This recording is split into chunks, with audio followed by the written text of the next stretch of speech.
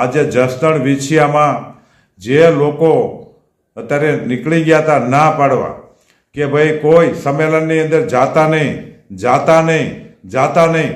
અરે પણ આ સંમેલન કોળી સમાજનું સંમેલન હતું. એમાં કોઈ પક્ષપાત તો હતો નહીં અને પક્ષપાત રાખવાનો નહોતો. અને આમાં જે પાર્ટીનું કામ કરતા હોય એ અને મુબારક. અમે તો કોઈ પાર્ટીની અંદર રસ લીધો જ નહોતો અને લેવાના પણ નહોતા. અને આ સંમેલનની અંદર જે ભાઈઓ બહેનો અને આખા ગુજરાત રાજ્યના જે કાંઈ વડીલો પધાર્યા હતા એ પધારી અને અમારી વિછિયા ખાતે જે સંમેલનમાં શોભા વધારી તેમનો ખૂબ ખૂબ આભાર.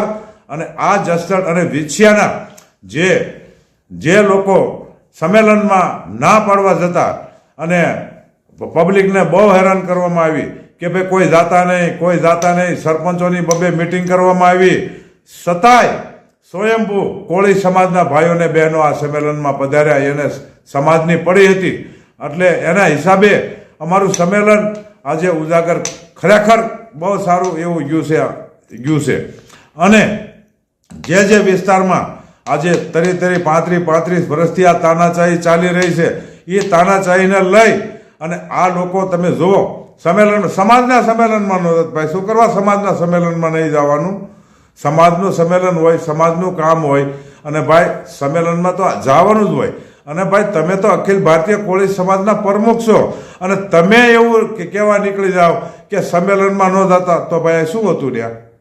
કોળી સમાજનું સંમેલન હતું, રાજકીય નહીં. પણ રાજકીય રોટલા શેકવાની આ બધી તમારી પાસે બધું છે, અમારી કોળી સમાજ પાસે નથી. અને છેલ્લા દિવસે બે ફોટા નાખ્યા કે આ લોકોને આગેવાન થવું. અરે ભાઈ આગેવાન જ છીએ અમે. અમારે ક્યાં કોઈ પૂછવા જવાનું છે? અમે અમારી રીતે આગેવાન છીએ, અમારી રીતે સક્ષમ છીએ. હા, અને બીજા નંબરમાં કે જે તમે અને તમારા જે કાંઈ માણસો હતા એ માણસોને અમે આવ્યા હતા બિચારા, અમે ના નથી પડતા. કદાચ ન આવ્યા તેનો ખૂબ ખૂબ આભાર, એમાં કાંઈ વાંધો નથી. અને અત્યારે ભાજપ સરકારની સામે આ જે કલમો છોકરાઓની અંદર 307 જેવી દાખલ થઈ હતી એના માટે અમે સંમેલનનું આયોજન કર્યું હતું. અને આ સંમેલનમાં તમારે હું એમ કહેવું જોઈએ કે ભાઈ હું પ્રતિનિધિ છું, હું કેબિનેટ છું. તમારે કાંઈ પણ છોકરાઓ જરૂર પડે તમે તમારી સાથેથી જે કરવું હોય તમે કરો, પણ તમારા મોઢેથી તમે એટલું ન બોલી શક્યા અને આ તમે રોડ અને રસ્તા ઉપર અને મિટિંગો કરવા માંડ્યા કે સંમેલનની અંદર ન થતા, તો આથી તમે સમાજનું સારું શું કરી શકો? હું તો એમ કહું તમે સમાજનું સારું ક્યારેય નહીં કરી શકો.